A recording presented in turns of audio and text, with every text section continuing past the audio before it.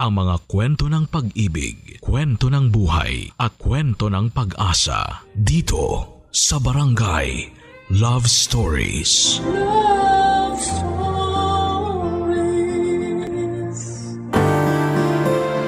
Walang tamang panahon para maging handa tayo sa mga bagay na hindi natin inaasahan. Kaya kailangan natin magkaroon ng lakas ng loob upang harapin ito kahit na biglaan. Ikaw kabarangay, paano mo hinarap ang mga bagay na bigla na lamang dumating sa buhay mo? Dear Papa Dudut, may mga pangyayari na nagpapabago ng husto sa buhay natin. Yun kasi ang eksaktong karanasan ko na naganap noong 32 years old ako. 35 na ako ngayong 2024 at 3 taon na rin ang nakalipas. Simula na mangyari ang aking ikakwento ngayong tanghali sa Barangay Love Stories. Pero bago ko umpisahan ay magpapakilala muna ako. Tawagin niyo na lamang po ako sa pangalang Jimboy. 35 years old at taga Maynila at nagtatrabaho ako ngayon sa isang call center bilang agent along Eastwood, Quezon City. Matagal-tagal na rin po ako sa pagiging ahente. Siguro'y nagsimula ako noong 25 anyos pa lamang ako. Hindi kasi ako nakapagtapos ng kolehiyo dahil medyo bulak-bol ako nung estudyante ako noong araw. Pinag-aral naman ako ng nanay ko pero parang sinusuka talaga ng sistema ko ang eskwelahan. Puro tropa, cutting classes, inom at sigarilyo ang inatupag ko noon. May utak naman ako and in fact, pangarap ko maging piloto pero mas nadaig ang katamaran at katarantaduhan ko noong araw kesa kasipagan at pagsisikap na makapagtapos. Hindi po ako proud sa mga ginawa ko noong kabataan ko kaya nga po payo ko sa mga kabarangay nating nag-aaral pa ay tapusin ninyo ang pag-aaral ninyo. Mas maganda pa rin yung may natapos kayo. Pero sa ngayon ay hindi na ako nagsisisi. Tapos na ako dyan. Mga ilang taon din yon. Hanggang sa nagsawa na lamang ako at sinabi ko sa sarili ko na kailangan kong magsikap sa pagtatrabaho para maibigay ko sa pinakamamahal kong nanay ang maayos na buhay na deserve niya, Papa Dudut.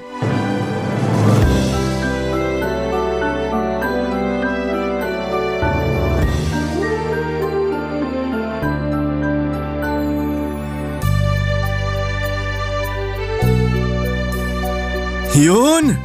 Layo rin ang narating ng eroplanong papel ko. Mukhang maganda pagkakatupi ko sa mga pakpak. Jimboy, nak! Kanina pa kita tinatawag sa loob ah. Wala ka bang naririnig? Ay, tinatawag niyo pala ako, Nay? Oo, nakailang beses na. Sorry po. Ingay kasi ng mga bata kanina. Nakatambay dun sa kabilang kalsada. May sumigaw tapos may umiyak kasi napalo nung nanay matapos mang away ng kalaro. Ay, mga kabataan talaga ngayon. Ganon din naman po ako nung araw, di ba? Ay, oo. Malala ka pa nga sa kanila. Si nanay talaga? Sobra naman po yung malala pa ako sa kanila. Totoo naman. Kulang na lang mapanot ako sa'yo dahil sa katigasan ng ulo mo. Muntik na nga kitang itakwil bilang anak ko eh. Buti na lang naghimala ang langit kasi nagbago ka. Buti na lang hindi niyo po ako tinakwil. Siyempre biro lang yon. Meron bang magulang nagugustuhing magtakwil ng sariling anak? Meron naman po. Siguro yung mga napagod na talaga sa mga ugali ng anak nila. Kaya mabuti na lang nagbago ka na. Marami po kasi akong na-realize, lalo na nung nagkaedad na ako. Talaga? Ano yon? Na nakakapagod pala maging pasaway. Na ayoko na kayong bigyan ng sakit sa ulo kasi tumatanda na rin kayo. Sobra ka naman? 53 pa lang ako, oy! Oh, tingnan nyo. Kayo rin kanina sobra sa pagsasabi na malala pa ako sa mga batang pasaway dito sa atin. Nagsasabi lang naman ako ng totoo ah. Sa kasabi mo nga, ikaw na lang yung napagod magpasaway. Ay, pero alam mo, masaya ako kasi sa wakas tumino ka na. Ayoko naman na hanggang sa kamatayan ko pasaway ka pa rin kasi sino na lang ang magtitiis sa'yo kapag wala na ako. Huwag niyo naman pong sabihin yan. Ayaw ko pa po kayong mawala.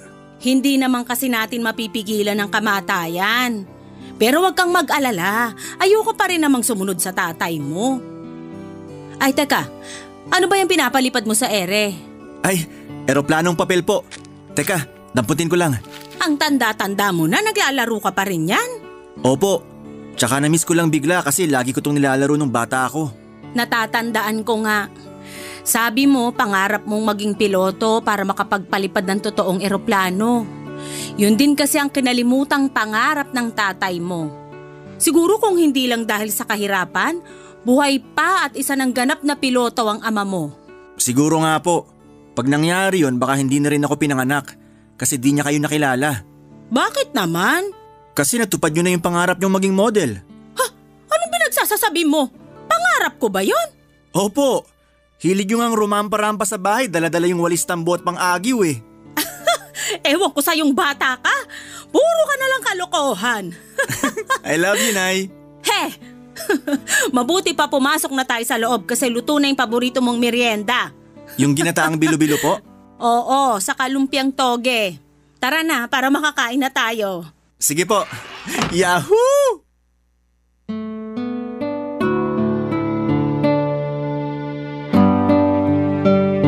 Papadudot tubong Nueva Ecija ang mga magulang ko. Parehong magsasaka sina nanay at tatay at iyon na ang nakagawian nilang trabaho.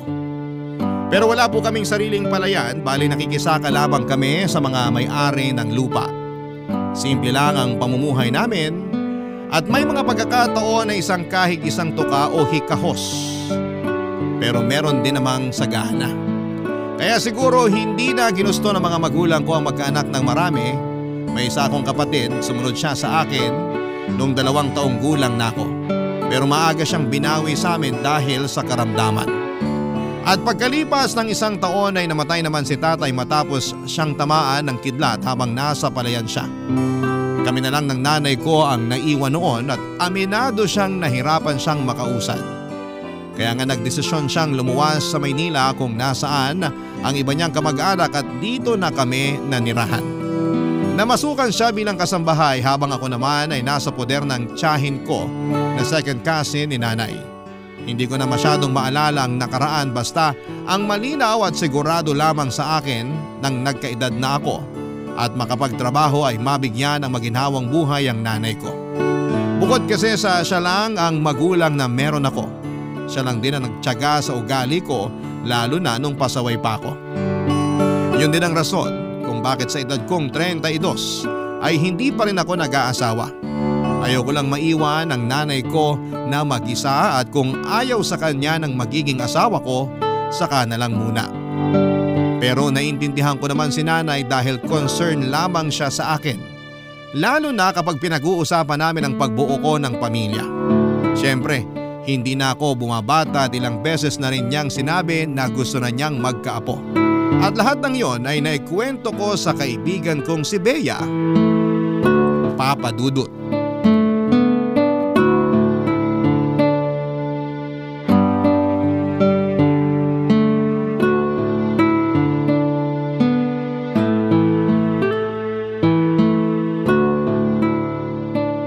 Tapos, anong sagot mo sa nanay mo pag kinukulit ka niya mag-asawa na? Katulad ng dati. Sinasabi ko na wala pa sa bokabularyo ko. Pero may plano ka ba talagang magkaroon man lang ng pamilya o magkaanak? Oo naman.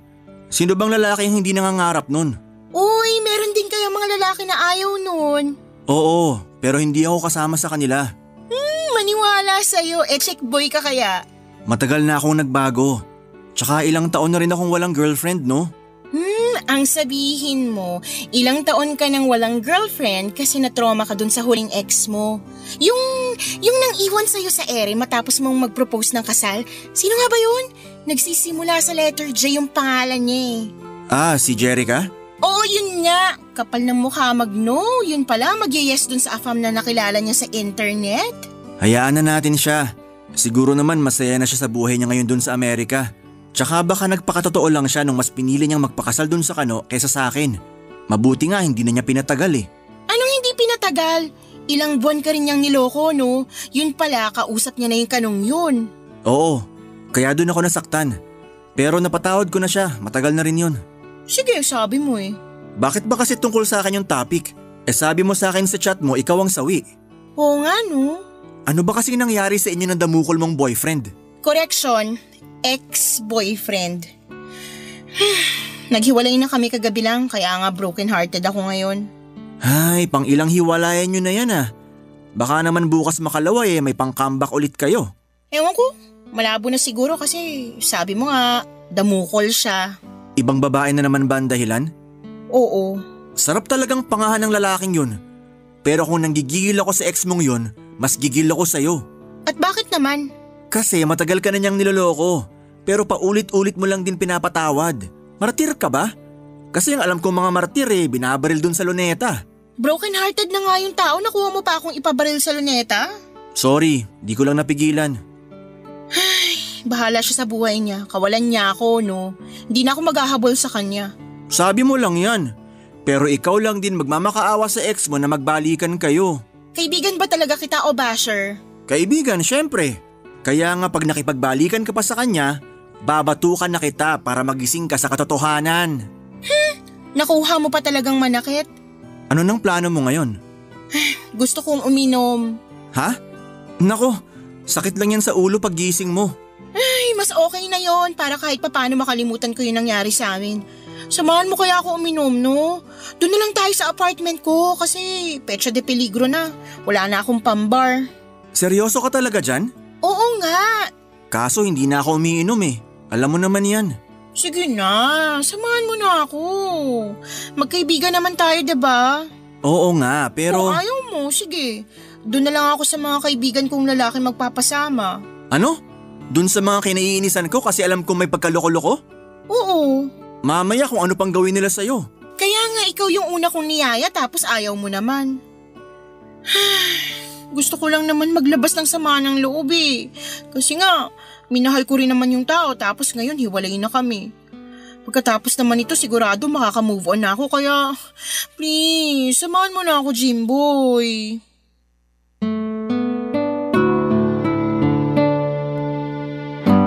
Papadudot, pandemic era noong pinasok ko si Bea sa call center na pinagtatrabahuhan ko. Magkaiba kami ng account na hawak pero may pagkakataon namang sabay o di kaya ay nagpapang-abot ang shift namin. At sa tagal ko na sa pinapasukan ko ay halos kilala ko na rin yung mga empleyado. Ilan sa kanila ay nakasama ko na sa inuman at sa gimmick. May mga nakalandian din ako after ng breakup namin ng ex-girlfriend ko pero hindi naman ako pumatol sa may asawa na. Siguro isa yon sa mga bagay na ikina-proud ko sa sarili ko. Hindi naman kasi natin may kakailan na talamak talaga ang kabitan sa call center. Nagkakilala kami ni Bea noong namasukan ako bilang dishwasher sa isang parisan sa lugar namin bago ako naging ahente. Cashier naman siya doon at serbedora. Naging close kami pero hindi naman kami nagkagustuhan dahil hanggang pagkakaibigan lang ang tingin at turingan namin sa isa't isa. Pero parang kapatid ko na si Bea kaya naman overprotective ako sa kanya. Ayoko siyang ma-inlove sa mga affair sa trabaho namin or ma-involve sa mga affair sa trabaho namin kasi masakit yon sa ulo. Sa huli napapayag niya rin akong samahan siyang uminom. Pero sa apartment lamang niya kami pumunta, papadudot. Sa totoo lang ay hindi na malakas ang tolerance ko sa alak dahil tumigil na ako sa pag-inom. Kaya nga kahit nakakaisang bote pa lamang kami ay lasing na ako. Sa katunayan, ako ang unang nalasing at nawalan pa nga ng malay sa aming dalawa ni Bea. Barangay Love Stories. Barangay Love Stories. Papadudot, tirik na ang araw nang magising ako. At laking gulat ko dahil nakayakap sa akin si Bea habang wala akong saplot na pang-itaas. May suot naman akong boxer shorts pero hindi ko na rin maalala ng malinaw kung paano kami nauwi sa ganong sitwasyon ng kaibigan ko.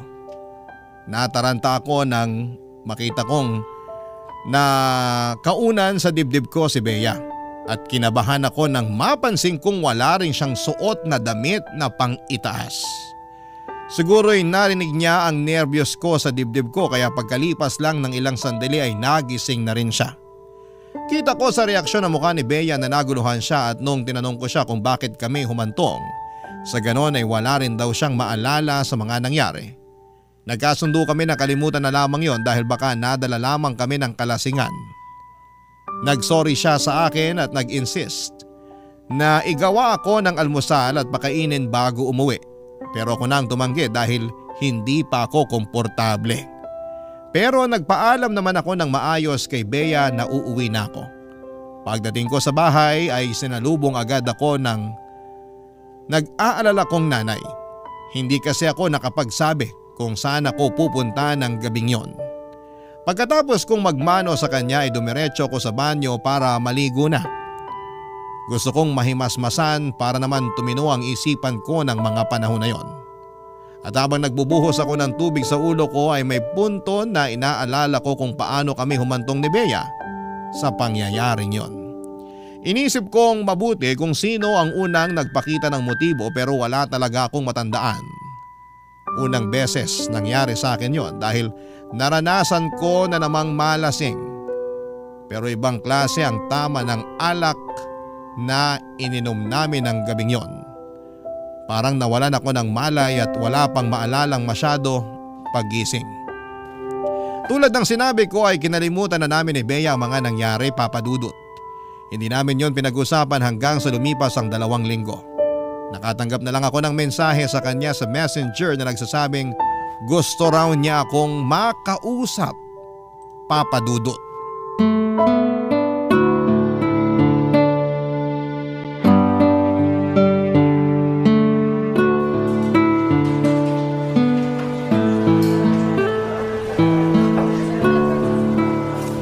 Sorry na storbo kita, pero thank you kasi pumunta ka. Okay lang naman. Di naman ako masyadong busy. Pansin ko parang iniiwasan mo ko dahil ba sa nangyari sa atin sa apartment ko? Sorry kasi hindi ko lang mapigilan. Naiintindihan ko. Kahit naman ako naiilang pa rin ako lalo magkaibigan tayo. Hindi ko lang kasi lubos maisip kung paano tayo humantong sa ganon. Hindi naman siguro ako yung unang humalik. O ako ba? Ewan ko, hindi ko rin maalala. Ay, dapat talaga hindi na lang ako pumayag na uminom tayo. Wala sana nangyaring ganon. Kung hindi ka pumayag, makikipag-inuman pa rin ako sa iba. Gusto mo ba sila yung makagalaw sa akin? Ano bang klaseng tanong yan? Sagutin mo na lang kasi. Siyempre hindi.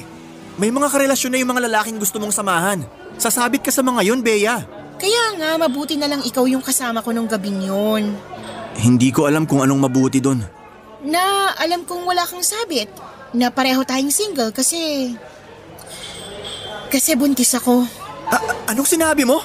Buntis ako, Jimboy. Nabuntis mo ko. Hindi pwede to. Anong hindi pwede? May nangyari nga sa atin. Oo, pero hindi pa ako handang magkaanak. Alam mo naman yun, di ba? So, anong gusto mong gawin ko sa batang to? Ipalaglag ko? Yan naman yung wag na wag mong gagawin. Matakot ka sa Diyos. May buhay na yung bata sa tiyan mo. Wow ha. Ako kailangan matakot sa Diyos pero ikaw hindi.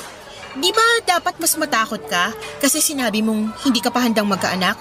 Sa lagay, susuluhin ko lang pagpapalaki sa batang to na sabay naman nating binuo. Hindi ko nga gusto yun nangyari, di ba? Wala akong kamalay-malay nun. Nagising na lang ako na magkayakap tayo habang walang damit. Anong pinapalabas mo, inakit kita? Hindi naman sa ganon. Ganon na rin yun. Alam mo, nakakasama ka ng loob Akala ko pa naman sa lahat ng lalaki, ikaw yung makakaintindi sa sitwasyon, ikaw yung susuporta sa akin at sa magiging anak natin, pero ikaw pa yung nangungunang umayaw sa amin, lalo na sa anak natin. Sa palagay mo, handa na akong maging nanay? Paano ko sabihin ko sa'yo na hindi pa rin at gusto kong ipalaglag tong bata sa tiyan ko? May magagawa ka ba? Wala, diba? Pero... Yan naman ang hirap sa inyong mga lalaki. Kayo lang yung may karapatang maduwag sa responsibilidad at hindi magpakatatay sa magiging anak nyo. Tapos kami mga babae dapat maawat magpakananay. Parang unfair naman, diba? I'm sorry, Bea. Ano magagawa ng sorry mo? Lalo mo nang pinapasama yung loob ko dahil sa mga sinabi mo. Gosh, of all people, ikaw pa na kaibigan ko. Nabigla lang ako, okay? Hindi ko lang kasi alam yung gagawin. Ako rin naman Natakot ako nung unang beses na nalaman kong buntis ako. Pero sinantabi ko yun kasi hindi yun nakakatulong.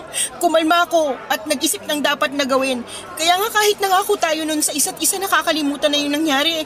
Naglakas loob pa rin akong kausapin ka. Please, Jimboy. Alam ko naman na hindi ka pa handang magkaanak Ako rin naman, pero kawawa naman yung bata sa tiyan ko kung lalaki siyang walang kinikilalang ama, diba? Tsaka, hindi ko kayang suportahan yung pagbubuntis ko. Kailangan ko ng tulong mo.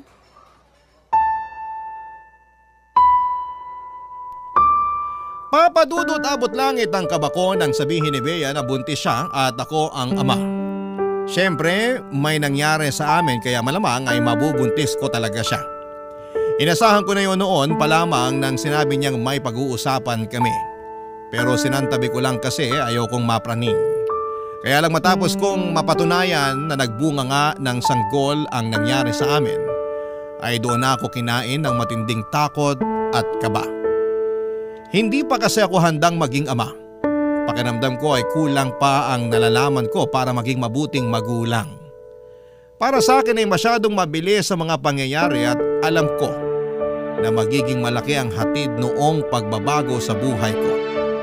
Ang totoo ay pangarap ko naman talagang magkaanak at bumuo ng sariling pamilya. Pero hindi pa agad-agad. Kasi nga ayaw ko pang iwanan ang nanay ko. May ipon naman ako at kaya kong panagutan ang anak namin ni Bea. Hindi ko lang talaga alam kung ano na ang kasunod noon. Kaya nabagabag ako. Hanggang sa napansin na nga ng nanay ko ang pagkabalisa ko kaya kinausap na niya ako. Papadudot.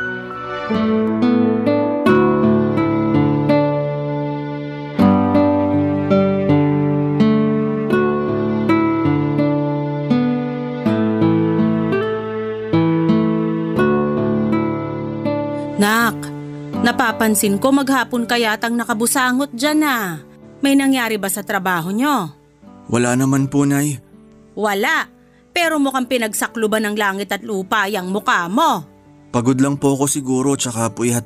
Nandun na tayo, pero iba kasi yung nararamdaman ko eh. Siguro ito na yung tinatawag na mother's instinct. Kaya kung ano man yung bumabagabag sa'yo, sabihin mo na sa akin. Malay mo makatulong ako. Hala, bakit ka umiiyak, Jimboy? May problema po kasi ako. At hindi ko na kayang solohin. Kaya nga nandito ako para damayan ka ano man yung problema mo. Nahihiya po kasi ako sa inyo kasi ang laki-laki ko na. 32 na ako. Dapat sa edad kong to, kaya ko nang solusyonan yung mga problema ko. Ano naman kung 32 ka na? Kahit mag-42 ka pa o 52, anak pa rin kita at ako pa rin ang nanay mo. Kaya sabihin mo na sa akin yung problema mo. Nakabuntis po ako. Ha? Kilala niyo po si Bea, di ba? Yung kaibigan ko. Ay, oo naman. Kilala ko yon. Siya ba yung nabuntis mo? Opo. Nag-inuman kasi kami nung nakaraang gabi. Tapos paggising namin wala na kaming damit. At magkayakap na kami. Hindi mo ba naaalala yung nangyari nung gabi? Yun nga po, hindi ko maalala. Lasing na lasing ako na ewan. Nawalan pa nga ako ng malay. Grabe naman yun. At medyo nakakahiya pero mababa na po kasi tolerance ko sa alak. Kaya nga ayoko nang uminom eh. Anong sabi ni Bea? Wala rin daw siyang naalala. Parang eksena lang sa mga teleserye na napapanood ko sa GMA ah. Yung magiinuman yung babae at lalaki, may mangyayari sa kanila pero wala silang maalala. Nay naman eh, seryoso po ako. Hindi po to teleserye. Alam ko naman yon, pero wala naman akong nakikitang problema doon kasi pareho na naman kayong nasa tamang edad ni Bea. Pareho rin kayong may trabaho. Pero hindi pa po ako handang maging tatay. Rico naman po. Bakit niyo ako binatukan? Abay malamang babatukan kita kasi nakakainis ka. At bakit naman po ako naging nakakainis? Kasi sabi mo, hindi ka pa handang maging tatay. Totoo naman po yung sinabi ko. Kahit na totoo pa yon, alangan naman pabayaan mo lang si Bea sa kayong magiging apo ko. Hindi kita pinalaking umaatras sa responsibilidad, Jimboy. Kaya dapat, harapin mo na parang tunay na lalaki yung responsibilidad mo kay Bea at sa magiging anak nyo. Pero natatakot po ako. Hindi ko alam yung gagawin. Lahat naman ng tao nagsisimula sa hindi alam yung gagawin. Kaya nga dapat aralin mo para matutunan mo. Huwag kang mag-alala kasi nandito naman ako eh. Anong silbi kong nanay kung hindi kita aalalayan? Simula pagkabata mo nandito na ako. At kahit tumanda ka na, nandito pa rin ako. Magulo pa rin yung isip ko pero kumalma na ako. Salamat talaga kasi gumaan yung loob ko. Walang anuman. Basta wag na wag mong tatakasan yung responsibilidad mo sa magiging anak nyo ni Bea. Sige ka, baka magsisi ka kasi masarap magkaroon ng anak.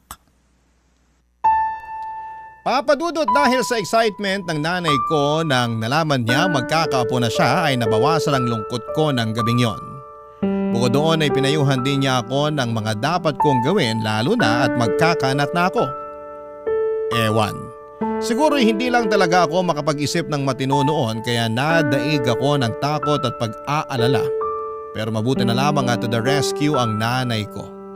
Kaya nga nangako ako sa kanya na pangangatawanan ko ang magiging anak namin ni Bea at gagawin ko ang lahat upang maging mabuting ama. Noong sumunod na araw ay kinausap ko si Bea tungkol sa sitwasyon namin.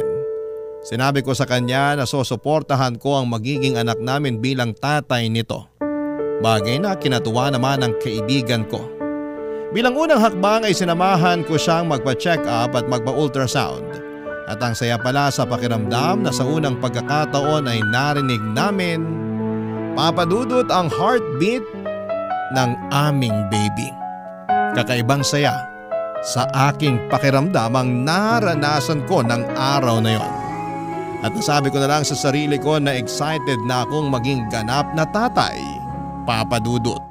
Barangay Love Stories. Barangay Love Stories. Papadudot, naging masela ng pagbubuntis ni Bea noong 3 buwan na niya.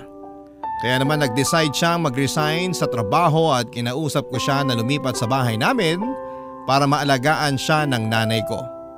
Ganon nga naging setup namin hanggang sa makapanganak na siya. Nag-uumapaw ang kaligayahan ko sa puso nang masilayan ko na ang anak namin, Papadudot. At labis na galak ang naramdaman ko nang mabuhat ko na siya. Daig ko pang nanalo sa loto at nasabi ko sa sarili ko na wala na akong mahihiling pa ng mga panahon na yon. Hindi ko maipaliwanag pero alam ko na malaki ang nagbago sa akin simula nang naging tatay na ako. At habang nagsasama kami ni Bea sa iisang bubong ay hindi naman kami nagtatabi sa iisang kama dahil nilinaw niya na wala raw siyang nararamdaman sa akin. Nirespeto ko yon dahil ganoon din naman ako sa kanya, Papadudot. Pero nagbago na lamang bigla ang lahat nang dumating na ang anak namin. Doon ako nangarap na magkaroon ng pamilya kasama si Bea pero sa dismaya ko ay hindi sinunod ni Bea ang sa apelyido ko ang anak namin. Katuwiran niya ay hindi naman daw kami kasal. Kaya nga niyaya ko na siyang magpakasal pero pinangatawanan niyang wala talaga siyang feelings para sa akin. Pero ang isa ko pang inaalala ay ang patuloy nilang pag-iiringan ng nanay ko. Hindi sila magkasundo sa maraming bagay at kapag nagsasabi sa akin si nanay, naaawa ko sa kanya. Dahil kilala ko rin naman ang ugali ni Bea. Yung bang pag may pagkamataray at sarili lang ang pinakikinggan. Kaya nga bilang solusyon, kinausap ko ng masinsinan ang kaibigan ko.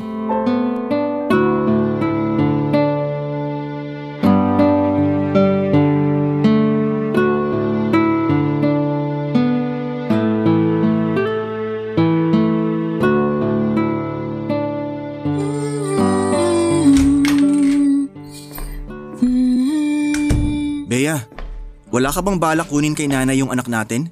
At bakit ko kukunin? Kanina lang gustong-gusto niyang alagaan yung apo niya. Hayaan mo sa kanya yung bata, wag mo rin kukunin. Kukunin ko na pag nakapagpalit ako ng damit. Amoy usok na ako sa biyahe ko. Alam mo, ikaw ang KJ mo. Anong KJ dun? Pagod na nga si nanay sa pag-aalaga ng anak natin. Tama lang yun kasi bida-bida siya masyado. Anong sinabi mo? Ang sabi ko, may pagkabida-bida yung nanay mo. Kaya nga hindi kami magkasundo sa maraming bagay Lahat na lang may pinupo na siya. Akala mo siya na yung pinakatamang tao sa mundo. Kainis kaya. Kung may hindi ka sinasang-ayunan kay nanay, pwede mo naman sabihin sa kanya ng maayos. Nakikinig naman yun. Nakikinig daw, pero hindi kaya. Ang tigas ng ulo ng nanay mo. Masyado pang pakialamera na akala mo wala na akong ginawang tama sa kung paano ko alagaan yung anak natin. Concerned lang siya sa'yo at sa anak natin. Hindi naman niya intensyon na makialam. Siyempre sasabihin mo yan kasi nanay mo siya. Ano pa nga bang dapat kong asahan sa'yo mama's boy ka? Anong sinabi mo? Ang sabi ko mama's boy ka. Oh, totoo naman. Kasi sa edad mong yan nakaasa ka pa rin sa nanay mo. Hindi mo nga siya maiwan kasi nag-aalala ka kamo sa kanya. Hoy, ipapaalala ko lang sa'yo na matanda na yung nanay mo. Nagmamarunong na nga na kaya niya ng sarili niya. At ikaw hindi ka na bata. May anak ka na nga pero kung makapagtago ka pa rin sa saya ng nanay mo, wagas. Alam mo, hindi ko na nagugustuhan yung pananalita mo tungkol sa amin ng nanay ko. Bakit? Nasasaktan ka? Ganun naman talaga. May kasabihan nga na truth hurts. Ang akin lang naman sana makisama ka. Dahil ba dito ako nakatira sa inyo? Pakain niyo ako kaya gusto mo makisama ako? Para lang magkaroon tayo ng matiwasay na pagsasama sa pamamahay na to. Sus, matiwasay na pagsasama raw. Gusto mo ba na lumaki yung anak natin sa magulong pamilya? Yung nagsisigawan, nagiiringan at nagpapataasan ng pride? Kasi ako, ayoko. Sinasabi mo ba na ma-pride ako? Ma-pride ka naman talaga. Kaya nga nakikiusap ako na sana matuto ka rin magpakumbaba. Yabang mo naman magsalita porque dito ako nakitira sa inyo at ikaw ang nagpapakain sa amin ng anak ko.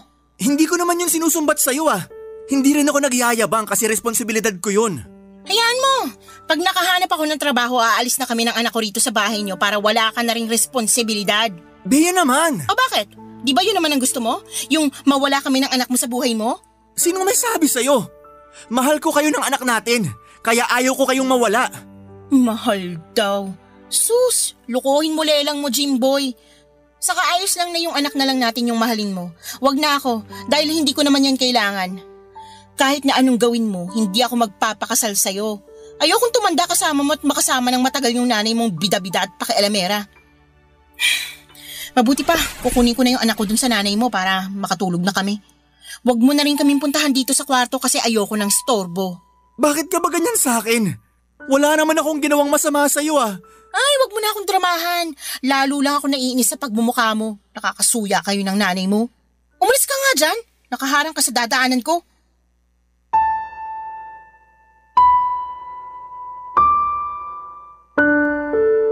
Papadudot, hindi ko inaasahan na hahantong sa ganon ang pag-uusap namin ni Bea.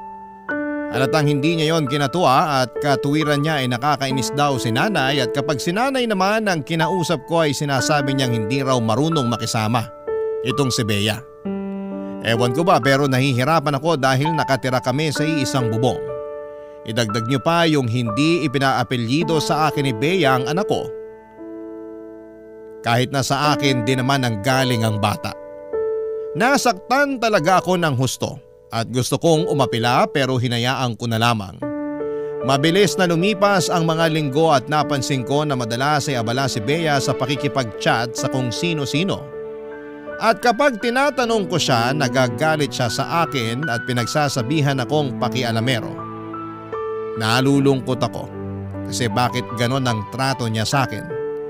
Naiintindihan ko naman na hindi niya ako mahal pero bakit kailangan niya akong ituring na para bang may masama akong ginawa sa kanya. Kaya nga hinayaan ko na lamang siya at sa abot ng makakaya ko ay tinikom ko na lamang ang bibig ko para hindi na makapagkomento pa. Kaya lang ay napuno na ako at kinain ng matinding selos. Nung isang beses ay may nabasa akong sweet message sa kanya ng isang lalaki sa chat. Doon ko na siya kinausap para questionin at maglabas ng saloobin.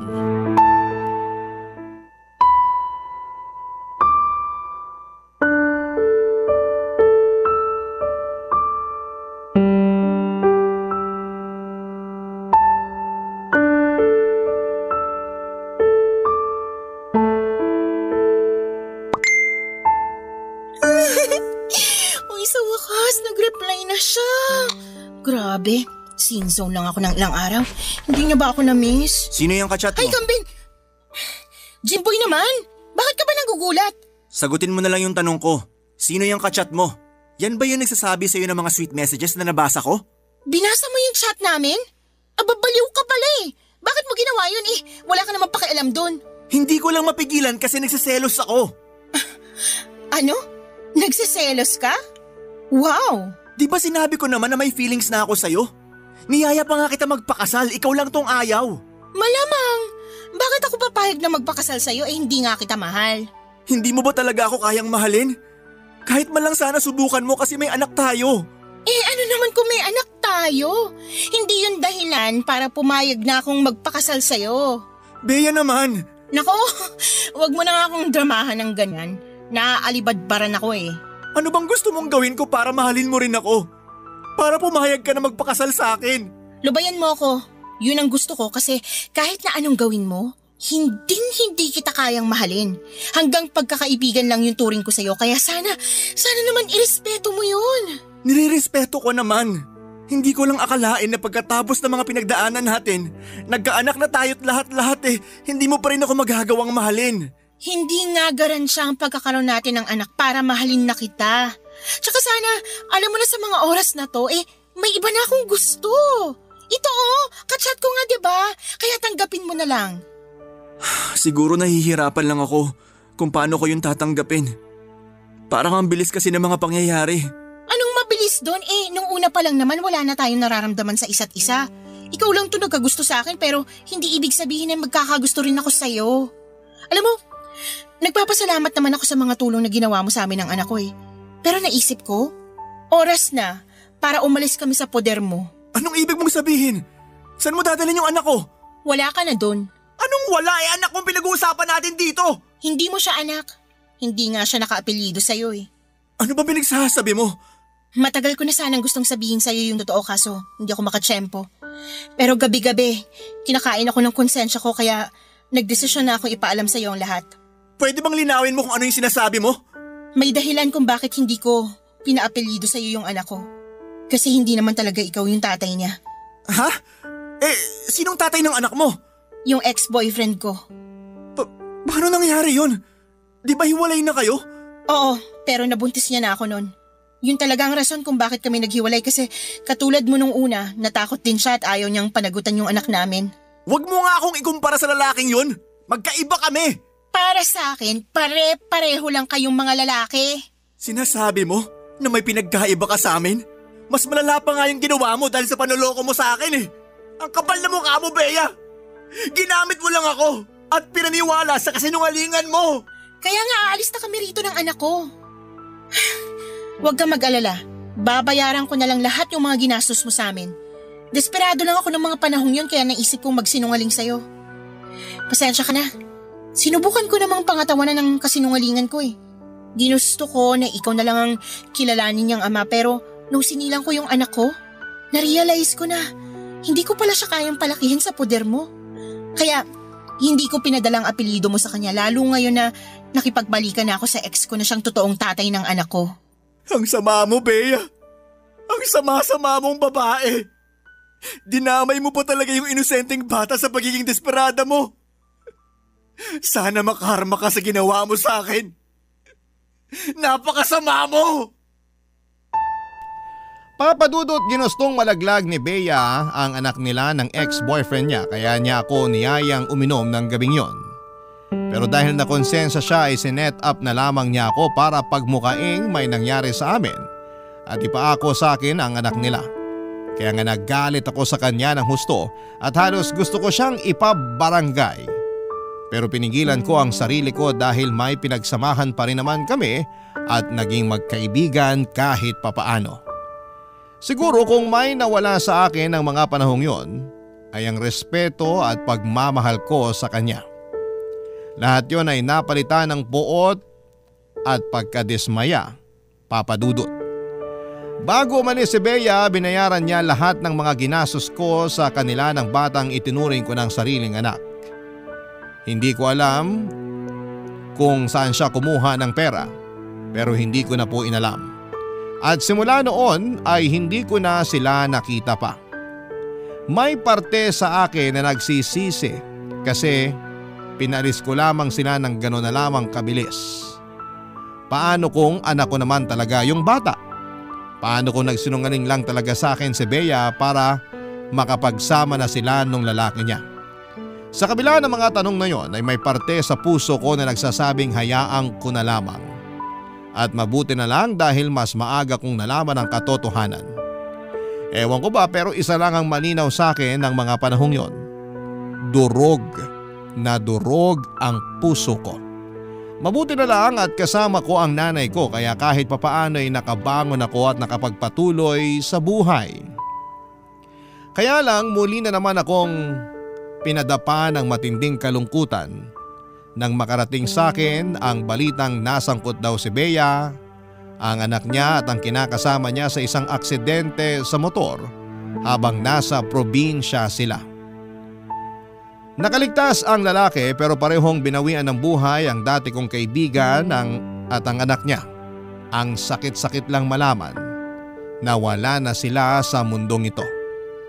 Matagal ko na rin naman siyang napatawad, Papa Dudut, dahil ayokong dalhin ang pagkamuhing yon sa kanya sa habang buhay. Hanggang dito na lamang po ang sulat ko, Papa Dudut, at maraming salamat sakaling mapili po ninyong i-ere sa Barangay Love Stories. Ang inyong forever kapuso at ka-barangay, Jimboy. Barangay Love Stories. Barangay Love Stories. Napakasakit na nangyari kay letter sender. Pero buti sa uli, naging maayos pa rin ang buhay niya. Anong say mo sa Barangay Love Stories na ito? Pagkwentuhan natin sa comment section yan. Nagustuhan ng iyong napakinggan? Ituloy yan via live stream sa www.gmanetwork.com/radio. Barangay LS 97.1 4